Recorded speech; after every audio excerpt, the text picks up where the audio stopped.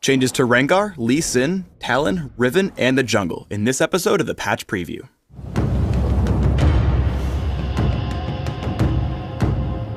Hello everybody, welcome to the first Patch Preview of 2013.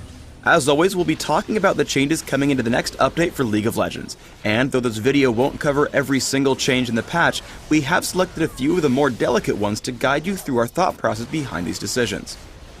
With me this week, I have an awesome dude who, if you put in blue armor, would look just like Tarek. What's up, Feral Pony? Not too much.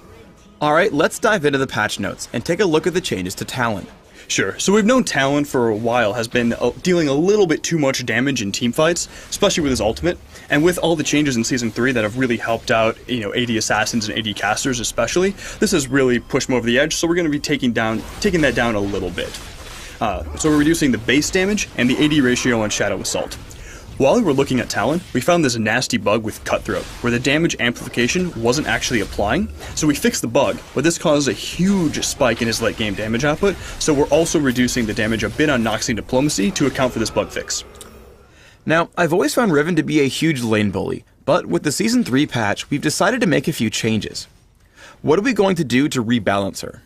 Riven's always kind of been borderline overpowered in lane, and now with the Season 3 changes, one of the goals was to kind of help these characters, help their mid game and help their late game, and this accomplished that goal. But now she's a little bit over the top in the laning phase, so we're targeting a few nerfs specifically for her early game. The first one we're doing is we're lowering her base health regeneration. This is to allow a little more counterplay in lane. When an opponent actually is able to land some damage on Riven, it's going to stick better than it used to. She's already a champion who has a lot of really good tools. She has an on-demand shield, she has an on-demand stun, and she has, can hop all over the battlefield. This gives a lot of control to Riven players, and we didn't take any of those tools away. We thought we'd chip away at the base stats instead. I understand we're also changing the cooldown on her ultimate. Sure. So we're increasing the cooldown on the early ranks of her ultimate especially, because right now she's just snowballing top lane too hard.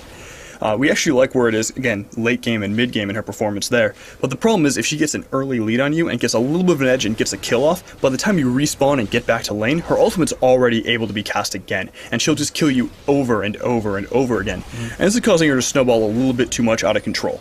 We've seen a lot of feedback from the community about some of the recent changes to Rengar and Diana. Many feel that they went a little bit too far. How do we feel about where they're at now? We feel the changes were overall in the right direction and actually contribute a lot to sort of the healthy gameplay these characters can bring, but we actually agree with you guys on this one. We went a little bit too far. So we're scaling back the Diana and the Rengar nerfs for this patch. Rengar specifically is also getting a few other changes as well.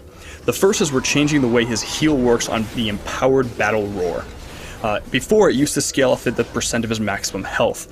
Now we're changing it to a flat value based off of his character level. This will keep the heal relevant and not have it totally blow out of control when Rengar only stacks health, and allow him to build some more damage items and still benefit from the ability.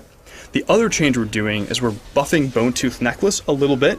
It's sort of one of Rengar's cool, unique things. He has this item that no other champion can buy, and right now it's feeling a little bit too useless. We wanted to give it a little bit of that love back, so that way, he can build it and still feel good.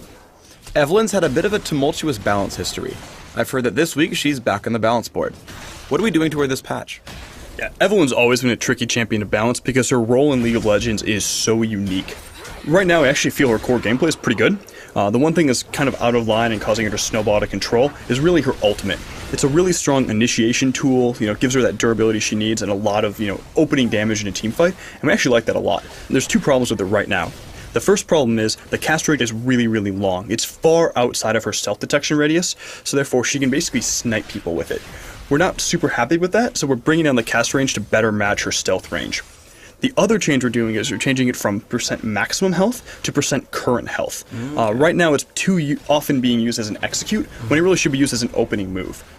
It's been a long time since we've made any significant changes to Lee Sin, but we're going to be doing something this patch. Can you tell us a little bit about that? If you've been around the community for a while, you'll remember back to Freak's April Fool's Champion Spotlight about Lee Sin, where he said this. Lee Sin is a ranged, melee, tanky DPS, assassin, mage, tank, support, jungler. He excels at everything.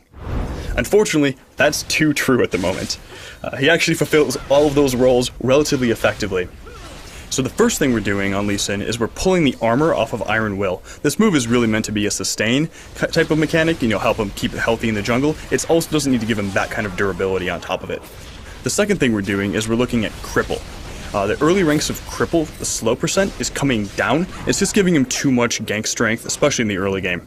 Also, we're reducing the cast range of Cripple from 800 down to 600. The reason for this is once he marks you, even if you're able to use a champion ability, flash, or honestly just walk away, he still has enough range on that ability to kind of mark you and then catch up to you with all the other awesome tools he has.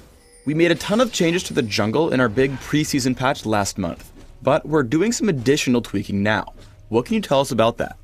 You're going to see a lot of lines in the patch notes about this, but they're all geared around two different things. The first being, we still think that area of effect junglers are a little bit too dominant over their single target counterparts. So we're taking a little bit more health out of the small monsters and putting it into the big monsters to kind of even this out a bit. The second change we're doing is we're putting a bit more gold back into a couple of the camps. This is sort of give more of a trade-off between ganking and applying lane pressure and farming the jungle repeatedly. In addition, you'll see some of these more carry junglers who are farming the jungle effectively have a lot more gold and contribute better to late game. That's it for this episode of League of Legends Patch Preview. Please subscribe to the Riot Games YouTube channel above and leave us your comments just below the video. Thanks for watching.